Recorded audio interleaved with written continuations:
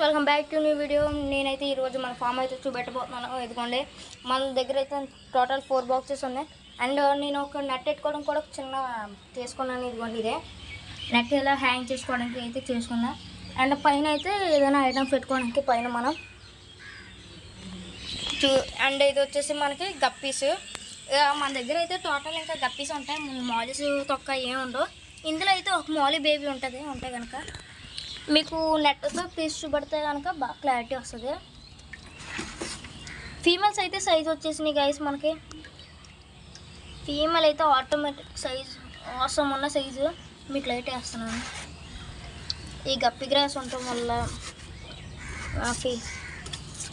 వెళ్ళిపోయి